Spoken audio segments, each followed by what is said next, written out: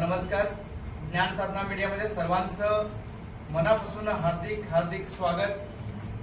आज विशेष करून बीओ गट शिक्षणाधिकारी कार्यालय बेळगाव ग्रामीण या ठिकाणी विशेष प्रकट मुलाखत घेण्यासाठी आमचे आदरणीय मार्गदर्शक आणि बेळगाव ग्रामीणचे बीओ आर.के. अंजनेय सर या सेवानिवृत्तीतून ते 31 मे 2026 रोजी सेवानिवृत्त होत आहेत. गेल्या अनेक वर्षापासून त्यांनी वेगवेगळ्या भागामध्ये कार्य केलेलं आहे. अशा दुर्गम भागातून त्यांनी काम केलेलं आहे. प्राथमिक, माध्यमिक आणि वेगवेगळ्या क्षेत्रावरती सीआरसी, बीआरसी आणि गट शिक्षणाधिकारी म्हणून त्यांनी वेगवेगळ्या ठिकाणी वेगवेगळ्या कर्नाटक राज्यामध्ये, बेळगाव जिल्ह्यामध्ये अशा वेगवेगळ्या ठिकाणी सुद्धा त्यांनी कार्य केलं. विशेष म्हणजे कौतुक करण्यासारखं अंजनेय सरांचा गुण सांगावे लागेल.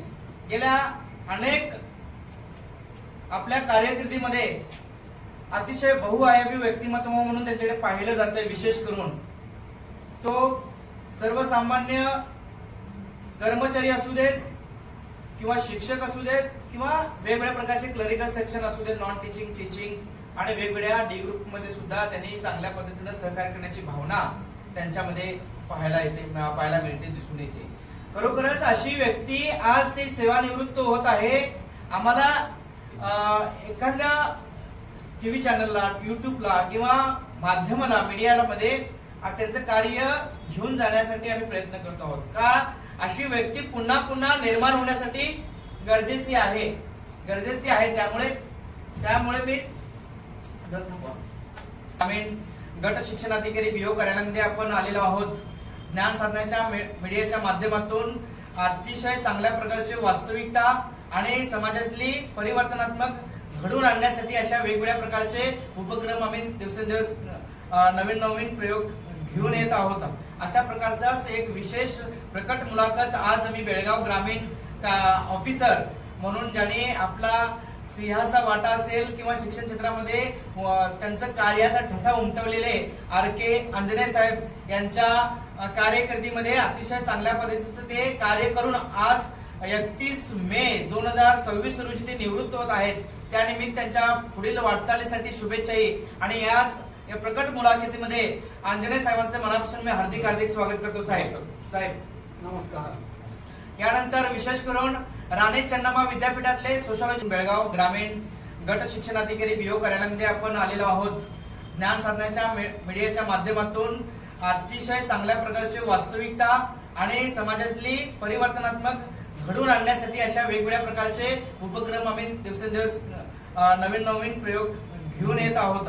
अशा प्रकारचाच एक विशेष प्रकट मुलाखत आज आम्ही बेळगाव ग्रामीण ऑफिसर म्हणून ज्याने आपला सिंहाचा वाटा असेल किंवा शिक्षण क्षेत्रामध्ये त्यांचं कार्याचा ठसा उमटवलेले आर.के. अंजनेय साहेब यांच्या कार्यकिर्दीमध्ये अतिशय चांगल्या पद्धतीचं ते कार्य करून आज 31 मे 2026 रोजी ते निवृत्त होत आहेत.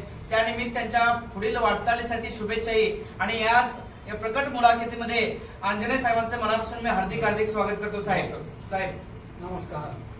यानंतर विशेष करून राणी चन्नाम्मा विद्यापीठातले सोशॉलॉजीचे जिओग्राफीचे राणी चन्नाम्मा विद्यापीठचे जिओग्राफी विभागाचे एचओडी म्हणून त्यांनी काम पाहिलं. व्हाईस चान्सलरच्या माध्यमातून सेवा करण्याचं चांगलं कार्य त्यांनी केलेलं आहे. आणि ते आमचे आदर्श मार्गदर्शक सुद्धा आहेत. समाजातल्या या मीडियाच्या माध्यमातून जे काही चांगल्या पद्धतीनं कार्य करतात त्यांचं सुद्धा मी मनापासून आदरणीय चलवादी साहेबांचं सुद्धा मी मनापासून हार्दिक स्वागत करतो.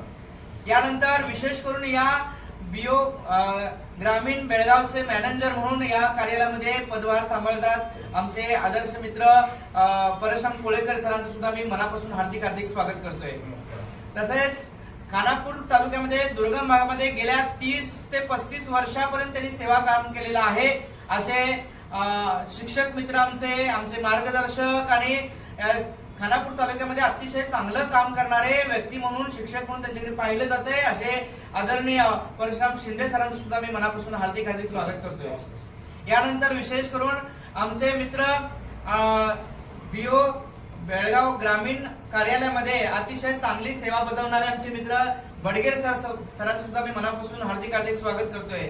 त्याच्यानंतर आपल्या बेळगाव जिल्ह्यामध्ये वेगवेगळ्या ठिकाणी काम करत शिक्षण क्षेत्रामध्ये एक वेगळा ठसा उमटवणारे आमचे मुख्याध्यापक मित्र सर रायकर सरांचं सुद्धा मी मनापासून अभिनंदन करतोय, स्वागत करतोय। यानंतर आमचे सतीश सरांचं सुद्धा मनापासून मी हार्दिक स्वागत करतोय। आमचे सतीश पाटील सर आमच्या बेळगाव जिल्ह्यामध्ये वेगवेगळ्या ठिकाणी त्यांनी काम केलं, उच्चवड्यामध्ये चांगलं काम केलं, हिंडलग्यामध्ये सुद्धा चांगलं काम केलं। असे शिक्षक मित्र आमचे सतीश पाटील सर सुद्धा त्यांचं मी मनापासून स्वागत करतोय। सीआरपी मध्ये त्यांचं सीआरपी म्हणून त्यांनी काम केलेलं अतिशय चांगलं आहे आणि अशा पद्धतीचे दुर्मिळ व्यक्तिमत्व म्हणून त्यांच्याकडे पाहिलं जातंय। असे सतीश पाटील यांचं सुद्धा मी मनापासून स्वागत करतोय, अभिनंदन करतोय। आणि आमचे मित्र श्रीकांत सरांचं सुद्धा मी मनापासून हार्दिक स्वागत करतोय। आमच्या कार्यालयाच्या मॅडम सुद्धा या ठिकाणी आहेत। या सर्वांचं एक कोणताही कार्यक्रम यशस्वी करायचा असेल तर प्रत्येकाचं योगदान, प्रत्येकाचं महत्त्वाचं योगदान अतिउत्तम असतंय, महत्त्वाचं असतंय।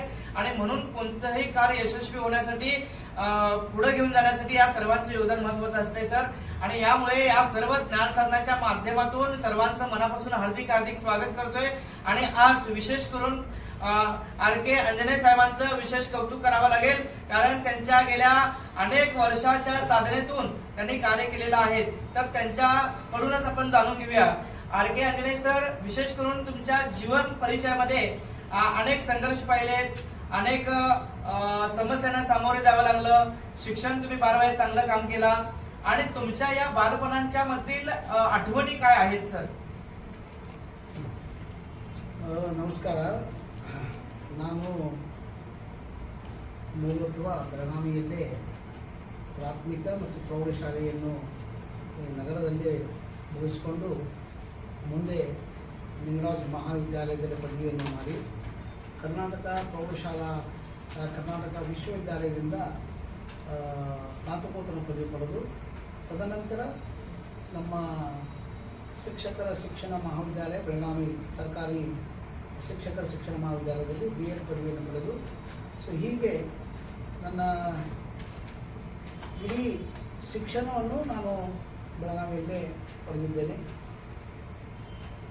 ತದನಂತರ ಅನೇಕ ಕಡೆ ನಾನು ಪಾರ್ಟ್ ಟೈಮ್ ಕೆಲಸಗಳನ್ನು ಮಾಡಿದ್ದೀನಿ, ವಿಶೇಷವಾಗಿ ಕಾಲೇಜುಗಳಿರ್ಬೋದು, ಇನ್ನಿತರ ಬೇರೆ ಬೇರೆ ಕೆಲಸಗಳಲ್ಲಿ ನಾನು ಕಲಿಯುವಾಗಲೇ ನನ್ನ ಕಲಿಕೆಗೆ ಪೂರಕವಾಗುವಂತೆ ನಾನು ನನ್ನ ಸ್ವತಂತ್ರವಾಗಿ ಪಾರ್ಟ್ ಟೈಮ್ ಕೆಲಸಗಳನ್ನು ಮಾಡ್ತಾ ನನ್ನ ಶಿಕ್ಷಣವನ್ನು ನಾನು ಪೂರೈಕೆ ಮಾಡಿದ್ದೀನಿ। ಯಾಕಂದರೆ ಮನೆಯಲ್ಲಿ ನಮ್ಮ ಸ್ವಲ್ಪ ಕಷ್ಟದ ಕೆಲಸನೂ ಇತ್ತು, ಕಷ್ಟದ ವಾತಾವರಣ ಇತ್ತು। ಆದರೆ ಮನೆಯ ವಾತಾವರಣ ನನಗೆ ಶಿಕ್ಷಣ ಬಗ್ಗೆ ಬಂದು ಹೋಗಬೇಕು ಅಂತ ಬಹಳ ಛಲ ಇತ್ತು। ಆ ಹಿನ್ನೆಲೆಯಲ್ಲಿ ನಾನು ಶಿಕ್ಷಣವನ್ನು ಮುಗಿಸಿ ಮುಂದೆ ಅನೇಕ ಸ್ಪರ್ಧಾತ್ಮಕ ಪರೀಕ್ಷೆಗಳನ್ನು ನಾನು ಎದುರಿಸಿ ಕೊನೆಗೆ 1999ರಲ್ಲಿ ನಾನು ಕರ್ನಾಟಕ ಎಜುಕೇಷನ್ ಸರ್ವಿಸ್ ಅಂತ ಏನು KPSC ಮೂಲಕ ಸ್ಪರ್ಧಾತ್ಮಕ ಪರೀಕ್ಷೆ ಮುಖ್ಯೋಪಾಧ್ಯಾಯ ಅಂತ ನೀಡಲು ಹುದ್ದೆಯಲ್ಲಿ ನಾನು ತೇರ್ಗಡೆಯಾಗಿ ಈ ಇಲಾಖೆಗೆ ಸೇರಿಕೊಂಡೆ। ಪ್ರಪ್ರಥಮವಾಗಿ ನಾನು ಮುಖ್ಯೋಪಾಧ್ಯಾಯನಾಗಿ ಸರ್ಕಾರಿ ಪ್ರೌಢಶಾಲೆ ಹಿರೇನಂದಿಯಲ್ಲಿ ಇಲ್ಲಿ ನನ್ನ ಸೇವೆಯನ್ನು ಪ್ರಾರಂಭ ಮಾಡಿದರು। ಅಲ್ಲಿ ಸುಮಾರು 8 ವರ್ಷಗಳ ಕಾಲ ಬಹಳ ನಿರಂತರವಾಗಿ ಉತ್ತಮವಾಗಿ ಸೇವೆಯನ್ನು ಪಡ್ಕೊಂಡು ಅಲ್ಲಿಯ SVMC ಊರಿನ ಸಹಕಾರ, ಶಿಕ್ಷಕರ ಸಹಕಾರವನ್ನು ಪಡ್ಕೊಂಡು ಸ್ವತಂತ್ರವಾಗಿ ಶೈಕ್ಷಣಿಕ ಒಂದು ಬದಲಾವಣೆ, ಭೌತಿಕ ಸೌಲಭ್ಯ ಬದಲಾವಣೆ ಮತ್ತು ಒಂದು ಉತ್ತಮ ಗುಣಮಟ್ಟದ ಶಿಕ್ಷಣಕ್ಕಾಗಿ ನಾವೆಲ್ಲರೂ ಒಕ್ಕೂಟ ಕೂಡಿಸಿ ಮತ್ತು ಒಂದು ಸಮುದಾಯದ ಸಹಭಾಗಿತ್ವದೊಂದಿಗೆ ಒಂದು ಶಾಲೆಯ ಕಟ್ಟಡವನ್ನು ಒಂದೇ ವರ್ಷದಲ್ಲಿ ನಿರ್ಮಾಣ ಮಾಡಿ ಅಲ್ಲಿಯ ಮಕ್ಕಳಿಗೆ ಅನುಕೂಲವಾದಂತೆ ಸ್ವತಂತ್ರ ಕಟ್ಟಡ ಮಾಡಿ ಅಲ್ಲಿ ಒಂದು ಉತ್ತಮ ಶೈಕ್ಷಣಿಕ ಬುನಾದಿಯನ್ನು ಹಾಕುವಲ್ಲಿ, ಒಂದು ಯಶಸ್ವಿಯನ್ನು ಮಾಡುವಲ್ಲಿ ಮತ್ತು ಉತ್ತಮ ಮಕ್ಕಳಿಗೆ ಒಂದು ಶೈಕ್ಷಣಿಕವಾಗಿ ಆಗಲಿ ಮತ್ತು ಒಂದು ಕ್ರೀಡೆಗಳಲ್ಲಾಗಲಿ ಇನ್ನಿತರ ವಿಶೇಷವಾಗಿ ಸಾಂಸ್ಕೃತಿಕ ಕಾರ್ಯಕ್ರಮಗಳಾಗಲಿ ಮಕ್ಕಳು ಪಾಲ್ಗೊಂಡು ಅಲ್ಲಿಯ ಮಕ್ಕಳಿಗೆ ಸಕ್ರಿಯವಾಗಿ ಒಂದು ಶೈಕ್ಷಣಿಕ ಮಟ್ಟ ಸುಧಾರಣೆಯಲ್ಲಿ ನನ್ನ ಪಾತ್ರ ಮತ್ತು ಅಲ್ಲಿ ಶಿಕ್ಷಕರ ಪಾತ್ರ ಮತ್ತು ಅನೇಕ ಜನಪ್ರತಿನಿಧಿಗಳ ಪಾತ್ರವನ್ನು ಮಾಡಿಕೊಂಡು ಒಂದು ಉತ್ತಮವಾದ ಬುನಾದಿ ಸಾಮರ್ಥ್ಯದ ಶಿಕ್ಷಣ ನೀಡುವ ಜೊತೆಗೆ ಗುಣಮಟ್ಟ ಶಿಕ್ಷಣವನ್ನು ನೀಡಲಾಗಿದೆ। ಬಹುಶಃ ಬಹಳ ಸಂತೃಪ್ತವಾದ ಅಲ್ಲಿ ಸೇವೆಯನ್ನು ನನಗೆ ಸಿಕ್ಕಿದ್ದು ಸುಕ್ಷೇತ್ರ ನಂದಿಯಲ್ಲಿ ಬಸವಣ್ಣನ ಒಂದು ಕ್ಷೇತ್ರದಲ್ಲಿ ನನಗೆ ಸಿಕ್ಕಿದ್ದು ಪುಣ್ಯ ಅಂತ ಅನಿಸುತ್ತೆ। ಸುಮಾರು 8 ವರ್ಷಗಳ ಕಾಲ ಅಲ್ಲಿ ಸೇವೆಯನ್ನು ಮಾಡಿ ನಾನು ಪುನಃ ಮತ್ತೆ ನಾನು ಬೆಳಗಾವಿಗೆ ಗ್ರಾಮೀಣ ಒಂದು ಮಾರ್ಕಂಡೆ ನಗರ ಪ್ರೌಢಶಾಲೆಗೆ ಸ್ವಲ್ಪ ದಿನಗಳ ಕಾಲ ಮಾಡಿ ಮತ್ತು ತದನಂತರ ಖಾನಾಪುರದಲ್ಲಿ DRC ಕೋಆರ್ಡಿನೇಟರ್ ಅಂದರೆ ಕ್ಷೇತ್ರ ಸಮನ್ವಯಾಧಿಕಾರಿಗಳಾಗಿ ನಾನು ವರ್ಗಾವಣೆಗೊಂಡಿದ್ದೆ सर तुमच्या बालपणीतल्या आठवणी, आजी आजोबांचे संस्कार, आई वडिलांचे संघर्ष आणि त्याच्यातून तुमच्या अनेक कठीण प्रसंगातून तुम्ही शिक्षण घेतलात. तर आमच्या या रसिक मित्रांना, प्रेक्षकांना काय सांगू इच्छिता आजच्या परिस्थितीच्या नुसार? ಶಿಕ್ಷಣ ಅನ್ನೋದು ನೋಡಿ, ಒಂದು ನಾವು ಪಾಲಕರು ನಮಗೇನೆಲ್ಲ ಸೌಲಭ್ಯ ಕೊಡಬಹುದು ಅಥವಾ ನಮಗೇನೆಲ್ಲ ಸೌಲಭ್ಯ ಇಲ್ಲದ್ರು, ನನಗೆ ಸೌಲಭ್ಯನ ಅತ್ಯಂತ ವಿರಳ ಇತ್ತು. ಆದರೆ ವಿಶೇಷವಾಗಿ ನನಗೆ ಸ್ನೇಹಿತರು, ಮಾರ್ಗದರ್ಶಕರು, ಆಮೇಲೆ ಇರ್ತಕ್ಕಂಥ ನಮ್ಮ ಏನು ಒಳ್ಳೆಯ ಒಂದು ಪರಿಸರವನ್ನು ನಿರ್ಮಾಣವಾಗಿತ್ತು ನಮ್ಮ ಕಾಲೇಜಿನಲ್ಲಿ ಕಲಿಬೇಕಾದ್ರೆ. ಸೊ ಅವರ ಒಂದು ಸಂಗಡಿಗರಿಂದ ನಾನು ಅನೇಕ ವಿಚಾರಗಳನ್ನು ತಿಳ್ಕೊಂಡು, ಅನೇಕ ಸಂಗತಿಗಳನ್ನು ತಿಳ್ಕೊಂಡು ನಾನು ಒಂದು ಸ್ವಾವಲಂಬಿಯಾಗಿ ನಾನು ಬೆಳೆದುಕೊಂಡು ಬಂದೆ. ಸೊ ಇಲ್ಲಿ ನಾನು ಶಿಕ್ಷಣವನ್ನು ಒಂದು ಗುರಿ, ಒಂದು ಹಠ, ಒಂದು ಪರಿಶ್ರಮದಿಂದ ನಾನು ಶಿಕ್ಷಣವನ್ನು ಪಡ್ಕೊಂಡು ಏನಾದರೂ ಸಾಧನೆ ಮಾಡಬೇಕು ಅನ್ನುವಂಥ ನಿಟ್ಟಿನಲ್ಲಿ ನನ್ನ ಶಿಕ್ಷಣವನ್ನು ನಾನು ಪೂರೈಸಿಕೊಂಡು ಜೀವನದಲ್ಲಿ ನಾನು ಏನಾದರೂ ಸಾಧನೆ ಆಗಬೇಕು, ನನ್ನ ಕುಟುಂಬಕ್ಕೆ ಆಸರೆ ಆಗಬೇಕು, ನನ್ನ ತಂದೆ ತಾಯಿಗಳಿಗೆ, ನನ್ನ ತಮ್ಮಂದಿರಿಗೆ, ನನ್ನ ಅಕ್ಕಂದಿರಿಗೆ. ಸೊ ಹೀಗೆ ಅವರಿಗೆ ನಾನು ಒಂದು ಆಸರೆಯಾಗಿ ನಿಲ್ಲಬೇಕು, ಒಂದು ಬೆನ್ನೆಲುಬಾಗಿ ನಿಂದಿರಬೇಕು ಅನ್ನುವಂಥ ನಿಟ್ಟಿನಲ್ಲಿ ನಾನು ವಿಶೇಷವಾಗಿ ಶಿಕ್ಷಣದ ಬಗ್ಗೆ ಹೆಚ್ಚು ಒಲವು ಕೊಟ್ಟು ಶಿಕ್ಷಣವನ್ನು ಪಡ್ಕೊಂಡು ಈ ಒಂದು ಜವಾಬ್ದಾರಿತ ಹುದ್ದೆಗೆ ಮತ್ತು ಒಂದು ಗೌರವಾನ್ವಿತ ಹುದ್ದೆಗೆ ಶಿಕ್ಷಣ ಇಲಾಖೆಗೆ ನಾನು ಬಂದಿದ್ದೇನೆ. सर लहानपणी तुम्हाला कोणती स्वप्ने पाहत होता तुम्ही? म्हणजे काय कार्य किंवा एखादा चांगला अधिकारी होण्यासाठी कोणत्या प्रकारची स्वप्न तुमच्या समोर होती? ಇಲ್ಲ, ನಿಜವಾಗ್ಲೂ ನನಗೆ ಶಿಕ್ಷಣ ಪಡ್ಕೊಂಡು ನನಗೆ ಯಾವುದೇ ರೀತಿಯಿಂದ ಒಂದು ಕನಸಂದರೆ ಏನು, ನಾನು ಏನಾದರೂ ಮಾಡಿ ಸಾಧನೆ ಮಾಡಿ ಒಂದು ಉತ್ತಮವಾದಂಥ ಸರ್ಕಾರಿ ನೌಕರಿ ಆಗಬೇಕನ್ನೋದು ಒಂದೇ ನನ್ನ ಕನಸಿತ್ತು. ಯಾಕಂದರೆ ಇನಿಷಿಯಲ್ ಸ್ಟೇಜ್ನಲ್ಲಿ ನಮಗೆ ನಮ್ಮ ಬಡತನ ಪರಿಸ್ಥಿತಿ ಇರೋದರಿಂದ, ನಮಗೆ ಯಾವುದೇ ರೀತಿಯಿಂದ ಒಂದು ಸೌಲಭ್ಯವಿಲ್ಲದರಿಂದ ವಿಶೇಷವಾಗಿ ನಾನು ಏನಾದರೂ ಮಾಡಿ ಒಂದು ನೌಕರಿಯನ್ನು ಪಡ್ಕೋಬೇಕು, ನಾನು ಸ್ವತಂತ್ರವಾಗಿ ನನ್ನ ಕಾಲ ಮೇಲೆ ನಿಂದಿರಬೇಕು, ನನ್ನ ಕುಟುಂಬವನ್ನು ನಾನು ಸಹಾಯಕ್ಕಾಗಿ ನಿಂದಿರ್ಕೋಬೇಕು. ಆ ಹಿನ್ನೆಲೆಯಲ್ಲಿ ನಾನು ಹಠ ಮಾಡಿಕೊಂಡಿದ್ದೆ. ಸೊ ಅದಕ್ಕೆ ನಾನು ಉತ್ತಮ ಶಿಕ್ಷಣ ಪಡಿಬೇಕು ಅನ್ನೋದು ಒಂದೇ ಮುಖ್ಯ ಗುರಿಯಾಗಿತ್ತು ನಂದು. ತದನಂತರ ಡಿಗ್ರಿ ಆದಮೇಲೆ ನನಗೊಂದು ಹೊಸ ಆಸೆ, ಹೊಸ ಚಿಗುರು ಏನಾಯ್ತಪ್ಪ ಅಂದರೆ ಸ್ಪರ್ಧಾತ್ಮಕ ಪರೀಕ್ಷೆಗಳನ್ನು ನಾನು ಮಾಡ್ಕೋಬೇಕು ಅನ್ನುವಂಥದ್ದು. ಆ ಸ್ಪರ್ಧಾತ್ಮಕ ಪರೀಕ್ಷೆಗಳನ್ನು ನಾನು ಎದುರಿಸ್ಕೋಬೇಕು. ಅಲ್ಲಿ ನಾನು ಏನಾದರೂ ಯಶಸ್ವಿ ಆದರೆ ಒಂದು ಉತ್ತಮ ಅಧಿಕಾರಿ ಆಗಬೇಕು, ಒಂದು ಉನ್ನತ ಶ್ರೇಣಿಯ ಅಧಿಕಾರಿ ಆಗಬೇಕು, ಒಂದು ಸಮಾಜಕ್ಕೆ ಸೇವೆ ಮಾಡಬೇಕು, ಸಮಾಜ ಜೊತೆಗೆ ನನ್ನವು ಒಂದು ಉಜ್ವಲ ಭವಿಷ್ಯ ನಿರ್ಮಾಣ ಆಗಬೇಕು ಅನ್ನುವಂಥದ್ದು ನಾನು ಛಲ ಮಾಡಿಕೊಂಡೆ. ಅದಕ್ಕಾಗಿ ನಾನು ವಿವಿಧ ಪರೀಕ್ಷೆಗಳನ್ನು, ಅನೇಕ ಪರೀಕ್ಷೆಗಳನ್ನು ಎದುರಿಸಿ ನಾನು ಕೊನೆಗೆ ಈ ಪರೀಕ್ಷೆಯಲ್ಲಿ ನಾನು ಯಶಸ್ವಿಯಾಗಿ ನಾನು ಈ ಹುದ್ದೆಯಲ್ಲಿ ಸೇರಿಕೊಂಡು ಒಂದು ಗೌರವಾನ್ವಿತ ಸ್ಥಾನವನ್ನು ಈ ಸಮಾಜದಲ್ಲಿ ಪಡ್ಕೊಂಡಿದ್ದೀನಿ. बालपणातली एखादी प्रेरणादायी घटना कोणती तुमच्या जीवनामध्ये? ಆಗ ನಮಗೆ ಬಾಲ್ಯದಲ್ಲಿ ಘಟನೆಗಳಂತಂದರೆ ಏನಂದರೆ, ನಮ್ಮದು ಸಾಕಷ್ಟು ಬಡತನ ಕುಟುಂಬ ಇರೋದರಿಂದ ಯಾವುದೇ ಒಂದು ಹಸಿವು ಯಾವ ಮಕ್ಕಳಿಗೂ ಬರಬಾರದು. ಆ ಹಸಿವಿನಿಂದ ಏನೆಲ್ಲ ನಮಗೆ ಸಾಧನೆ ಮಾಡೋಕ್ಕೆ ಆಗುತ್ತೆ ಅನ್ನೋದಕ್ಕೆ ಘಟನೆಗಳು ಅನೇಕ ನಮ್ಮ ಮಕ್ಕಳಿದ್ದಾಗಲಿ, ನಮ್ಮ ಕಾಲೇಜ್ ಸ್ಕೂಲ್ ಡೇಸ್ ಆಗಲಿ, ನಮಗೆ ಹೊಸದು ಏನಾದರೂ ಒಂದು ನೋಡುವಂಥದ್ದು, ಪ್ರೇಕ್ಷಣೀಯ ಸ್ಥಳಗಳು ನೋಡುವಂಥದ್ದು ಇತ್ತು ನಮಗೆ. ಸೊ ಅಲ್ಲಿ ನಮಗೆ ಅನೇಕ ವಿಚಾರಗಳು ಬರ್ತಾಯಿತ್ತು, ಅನೇಕ ನಮಗೆ ಸಮಸ್ಯೆಗಳು ಬರ್ತಾಯಿತ್ತು. ಬಟ್ ಏನೇ ಇದ್ರೂ ಕೂಡ ಘಟನೆಗಳು ಅಂಥವು ಯಾವುದೇ ಘಟನೆಗಳು ನಡೆದಿಲ್ಲ. ಬಟ್ ವಿಶೇಷವಾಗಿ ನಮ್ಮ ಸಾಧನೆಯೇ ಒಂದು ಉತ್ತಮ ಮೆಟ್ಟಿಲುಗಳು ಮಾಡಿಕೊಂಡು ನಾವು ಎಂಥ ಘಟನೆ ಇದ್ದರೂ ಆ ಘಟನೆಯನ್ನು ಪಾರು ಮಾಡಿ ಬರ್ತಿದ್ವು. ಯಾವುದೇ ನೆನಪು ಇಡಬೇಕು ಅಂತಂದರೆ ಅನೇಕ ಕಾರ್ಯಗಳಿದಾವೆ. ನಾವು ಒಂದಾನೊಂದು ಕಾಲದಲ್ಲಿ ನಮಗೆ ಈ ವಿಮಾನವನ್ನು ನೋಡುವಂಥದ್ದು ಅವಕಾಶ, ನಾನು ಕಲಿಬೇಕಾದ್ರೆ ನಮಗೆ ಸ್ಕೂಲ್ ಡೇಸ್ನಲ್ಲೇ ನಾನು ಒಂದು ಘಟನೆ ಹೇಳ್ಬೇಕಂದ್ರೆ, ನಾವು ಇಲ್ಲಿಂದ ಸಾಂಬ್ರಾ ಅಂತ ಒಂದು ಪ್ಲೇಸ್ನಲ್ಲಿ ವಿಮಾನ ಅಂದರೆ ವಿಮಾನ ನೋಡಬೇಕನ್ನುವುದೇ ನಮಗೊಂದು ಹಠ ಆಗಿತ್ತು.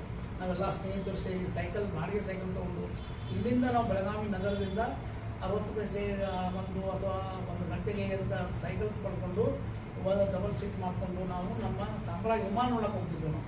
ಆ ವಿಮಾನ ನೋಡೋದು ಒಂದು ಕನಸು ಏನಿತ್ತಪ್ಪ ಅಂದರೆ ಬರೀ ವಿಮಾನ ನೋಡೋದಾಯ್ತು, ನಾನು ವಿಮಾನದಲ್ಲಿ ಹಾರಾಟ ಮಾಡಬೇಕು ಅನ್ನೋದನ್ನು ನಾನು ಅವಾಗ ಮನಸ್ಸಿನಾಗ ಬಂತು. ಬಹುಶಃ ನಾನು ಇರುವಂಥ ಕನಸನ್ನು ನಾನು ಮಾಡ್ಕೋಬೇಕು ಅನ್ನುವಂಥ ಛಲ ಬಂತು. ಆ ಘಟನೆ ನನಗೆ ಇನ್ನೂ ನೆನಪಿದೆ. ನಾವೆಲ್ಲ ಸ್ನೇಹಿತರಿದ್ದೀವಿ. ನಮಗೆ ಎಲ್ಲರೂ ಕೂಡ ನಮ್ಮ ಮಿತ್ರರು ಕೂಡ ಅನೇಕ ಅವ್ರದ್ದೇ ಆದಂಥ ಒಂದು ರೀತಿಯಲ್ಲಿ ನಾವು ಒಂದು ಬದುಕನ್ನು ನಾವು ಮಾಡ್ಕೊಂಡಿದ್ದೀವಿ. ಬಟ್ ಆ ವಿಮಾನ ನೋಡಿದಾಗ ಅಲ್ಲಿ ಅದು ಸುಮಾರು ನೋಡಿದಾಗ ಅಲ್ಲಿ ಒಂದು ಕನಸನ್ನು ನಮಗೆ ಏನು ಬಂತು, ನಾವು ಕೂಡ ವಿಮಾನದಲ್ಲಿ ಹೋಗಬೇಕು ಅನ್ನುವಂಥ ಛಲ ಒಂದು ಬಂತು. ಅದು ಚಿಕ್ಕವನಿದ್ದಾಗೆ ನಾನು ಈ ವಿಮಾನದಲ್ಲಿ ಒಂದೆಲ್ಲ ಕೂಡಬೇಕು ಅಂತ ಬಂತು. ಅದು ಈ ನನಗೆ ಕಾರ್ಯ ಸಿಕ್ಕಿದ ಮೇಲೆ ಮತ್ತು ಈ ಇಲಾಖೆ ಬಂದ ಮೇಲೆ ನನಗೆ ಅನೇಕ ಸಲ ಡೆಲ್ಲಿ ಮತ್ತು ಬಾಂಬೆ ಮತ್ತು ಈ ರೀತಿ ನನಗೆ ಹೋಗಲು ಒಂದು ಶೈಕ್ಷಣಿಕ ಪ್ರವಾಸ ಕೈಗೊಳ್ಳಲು ನನಗೆ ಅವಕಾಶ ಬಂದಿದ್ದು ನಿಜವಾಗಲೂ ಭಾಳ ಹೆಮ್ಮೆ ಮತ್ತು संतोष अनिಸುತ್ತದೆ. सर अनेक अडचणी तुमच्या जीवनात आल्या, अनेक संघर्ष आले, अनेक अपयश पचवले आणि त्या अपयशातून तुम्ही काय शिकलात सर आणि परीक्षांची तयारी कशा पद्धतीने केला? ಭಾಳ ಸಮಸ್ಯೆಗಳು ಬಂದರು. ಆದರೆ ಯಾವುದೇ ಸಮಸ್ಯೆ ಬಂದರೂ ಅನೇಕ ಸಮಸ್ಯೆಗಳು ಬಂದರೂ ನಾನು ಆ ಸಮಸ್ಯೆಯಿಂದ ಬಿಟ್ಟು ಹೋಗಲಿಕ್ಕಾಗಲಿಲ್ಲ. ಯಾಕಂದರೆ ನನಗೆ ಅನೇಕ ಈ ಒಂದು ಸಾರ್ವಜನಿಕ ಇದರಲ್ಲಿ ಕೆಲಸ ಮಾಡಬೇಕಾದ್ರೆ ನಾವು ಪ್ರತಿಯೊಂದನ್ನು ಚಾಲೆಂಜ್ ಆಗಿ ತಗೋಬೇಕು. ಅದರಲ್ಲೂ ನಾವು ನಮ್ಮ ನಿಯಮಗಳನ್ನು ಬಿಡಬಾರ್ದು. ಇಲಾಖೆಗೆ ಯಾವುದೇ ರೀತಿಯ ಧಕ್ಕೆ ತರದ ಹಾಗೆ ನಮ್ಮ ಕೆಲಸವನ್ನು ಮಾಡಬೇಕಾಗತ್ತೆ. ಚಾಲೆಂಜ್ಗಳು ನಾವು ಸಾರ್ವಜನಿಕ ಒಂದು ಸ್ಥಳದಲ್ಲಿ ಕೆಲಸ ಮಾಡಬೇಕಾದ್ರೆ ಅನೇಕ ಚಾಲೆಂಜ್ಗಳು ಬರ್ತಿರ್ತವೆ. ಆ ಚಾಲೆಂಜ್ಗಳು ಎದುರಿಸ್ಕೋಬೇಕು. ಎದುರಿಸಿ ಅಲ್ಲಿ ಪರಿಹಾರವನ್ನು ಕಂಡುಕೊಂಡು ನಾವು ನಮ್ಮ ಇಲಾಖೆ ಗೌರವಯುತವಾಗಿ ನಾವು ಕೆಲಸ ಮಾಡೋ ಜೊತೆಗೆ ನಮ್ಮ ಒಂದು ಏನು ಕೊಡಬೇಕಾಗಿದ್ದು ಈ ಸಮಾಜಕ್ಕೆ ಅದು ಉತ್ತಮ ರೀತಿಯಿಂದ ಹಿರಿಯ ಅಧಿಕಾರಿಗಳ ಮಾರ್ಗದರ್ಶನದಿಂದ ಒಂದು ನಿಯಮಾನುಸಾರವಾಗಿ ಕಟ್ಟುನಿಟ್ಟಾಗಿ ಕೆಲಸ ಮಾಡುವಲ್ಲಿ ನನಗೆ ಯಶಸ್ಸು ಸಿಕ್ತು. ತೊಂದರೆಗಳಂತೂ ಸಾಕಷ್ಟು ಇರುತ್ತವೆ. ಆ ತೊಂದರೆಗಳ ಮಧ್ಯದಲ್ಲಿಯೂ ಕೂಡ ನಾವು ನಮ್ಮ ಶಾಂತತೆಯನ್ನು ಇಟ್ಕೋಬೇಕು. ನಮ್ಮ ಒಂದು ಅವಧಾನ ಇರಬೇಕು. ಅದಕ್ಕೆ ಬೇಕಾದಂಥ ಒಂದು ಸಲಹೆಗಳನ್ನು ತಗೋಬೇಕು. ಅದಕ್ಕೆ ಬೇಕಾದಂಥ ಒಂದು ಅಭ್ಯಾಸವನ್ನು ಮಾಡ್ಕೋಬೇಕು. ಅದಕ್ಕೆ ಯಾವುದೇ ಒಂದು ಅದಕ್ಕೆ ಪರಿಹಾರವನ್ನು ಕಂಡುಕೊಂಡು ಉತ್ತಮ ರೀತಿಯಲ್ಲಿ ಒಂದು ಪರಿಹಾರ ಕಂಡುಕೊಂಡು ಅದನ್ನು ಸುಸೂತ್ರವಾಗಿ ಯಶಸ್ವಿಯಾಗಿ ಆ ಸಮಸ್ಯೆಯನ್ನು ಬಿಡಿಸಿ ನಾವು ಮುಂದೆ ಹೋಗಿದ್ದೆ ಆದರೆ ಒಂದು ಯಶಸ್ವಿ अधिकारी साध्य आಗುತ್ತೆ. सर विशेष म्हणजे बेळगाव मधल्या सर्किट हाऊसमध्ये तुम्हाला अतिशय परवा दिवशी वर्धन सर आले. वर्धन सरांच्या सांगितलं आम्हाला कळलं की एखादे संघर्ष काय असतो जीवनामध्ये, तो जीवनामध्ये यशस्वी होण्यासाठी कष्ट करावे लागतात. आणि कष्ट करताना तुम्ही सर्किट हाऊसमध्ये काम करत होता, अनेक ठिकाणी तुम्ही काम केलात, पण एखादा अधिकारी होण्यासाठी आपल्याला इच्छाशक्ती असते, मोठं ध्येय असते. ते कसं तुम्ही यशस्वी केलात सर काम करत असताना? ನನಗೆ ಯಾಕಂದರೆ ನೋಡಿ ಇವತ್ತು ಸಾಕಷ್ಟು ಉದಾಹರಣೆಗಳಿದ್ದಾವೆ. ಡಾಕ್ಟರ್ ಬಾಬಾ ಸಾಹೇಬ್ ಅಂಬೇಡ್ಕರ್ ಅವರ ಪರಿಶ್ರಮ ನೋಡಬಹುದು ನೀವು. ಅನೇಕ ನಮಗೆ ನಾವು ಓದ್ತಿದ್ದೆವು. ನಾವು ಕಷ್ಟದಿಂದ ಮತ್ತು ಸಂಘರ್ಷದಿಂದ ಮತ್ತು ನಾವು ಪರಿಶ್ರಮದಿಂದ ಏನು ಸಾಧನೆ ಮಾಡೋಕ್ಕೆ ಸಾಧ್ಯ ಇದೆಯಲ್ಲ ಅನೇಕ ನಮ್ಮ ಕಣ್ಣು ಮುಂದೆ ಬಂದವು. ನಾನು ಅನೇಕ ಕಡೆ ನಾನು ನಿಮ್ಗೆ ಹೇಳಿದಾಗೆ ನಾನು ಬೇರೆ ಬೇರೆ ಕಡೆಗೆ ಸರ್ಗಳಲ್ಲಿ ಪಾರ್ಟ್ ಟೈಮ್ ಲೆಕ್ಚರರ್ ಆಗಿ ಮಾಡ್ತಿದ್ದೆ. ನನಗೆ ಅವಾಗ ಬರೀ 600 ರೂಪಾಯಿ ಕೊಡ್ತಿದ್ರು. ಒಂದು ಕಡೆ ನಾನು ಬೇರೆ ಒಂದು ದಿನಗೂಲಿ ಮೇಲೂ ಕೆಲಸ ಮಾಡ್ತಿದ್ದೆ.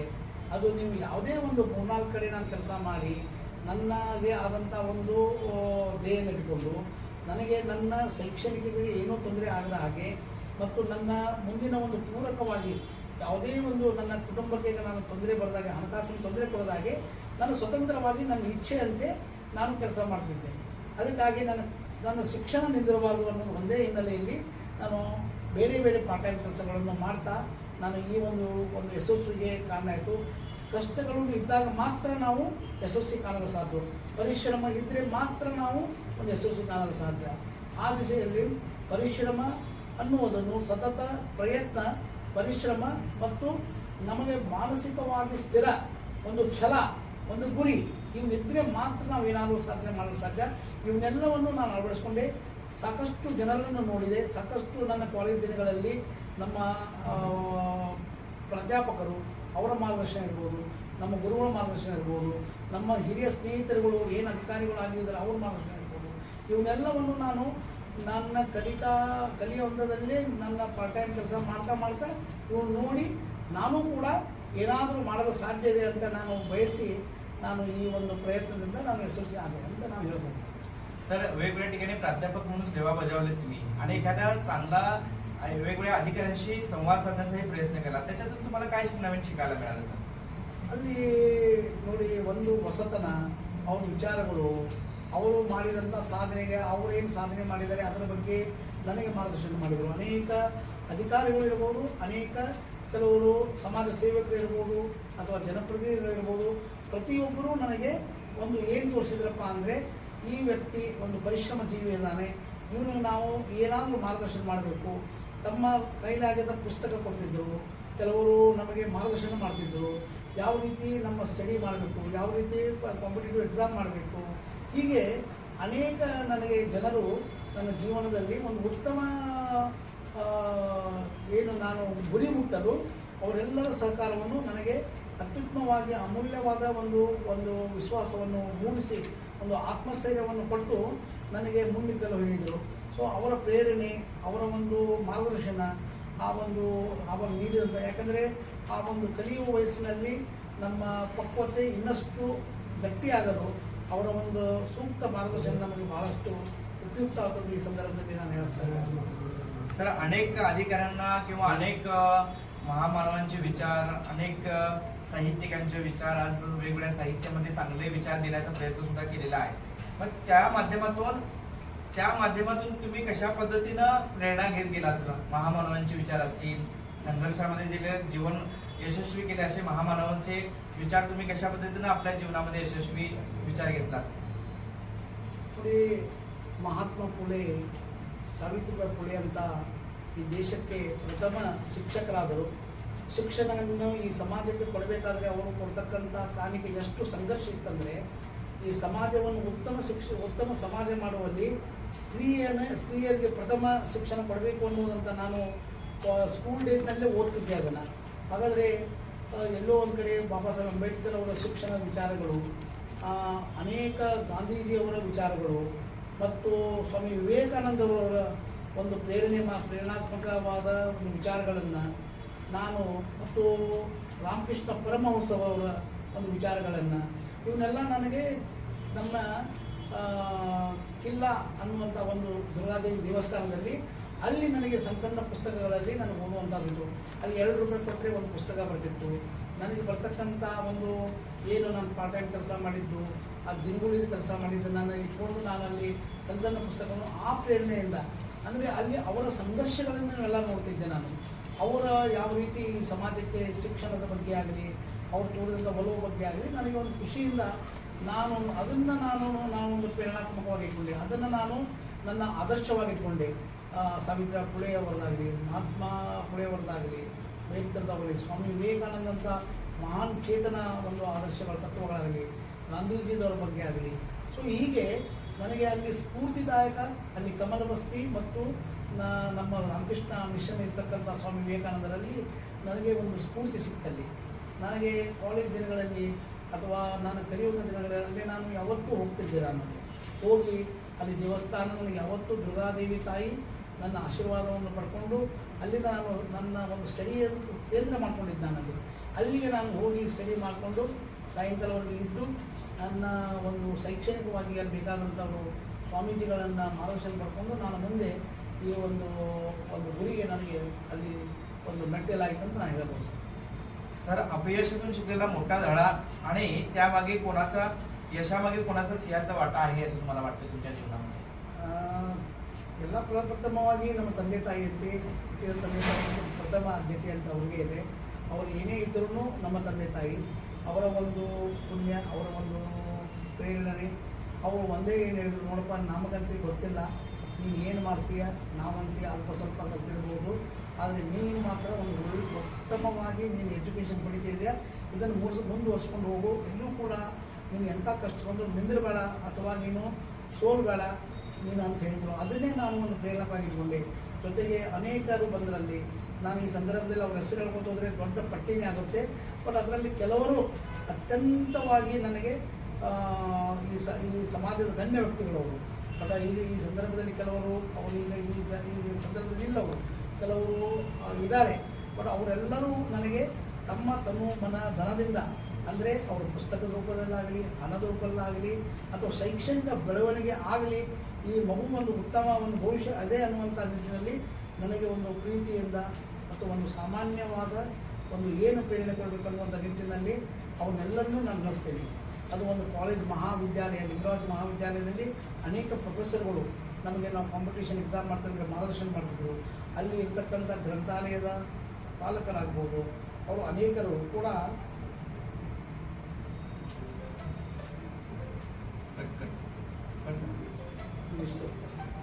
ಸರ್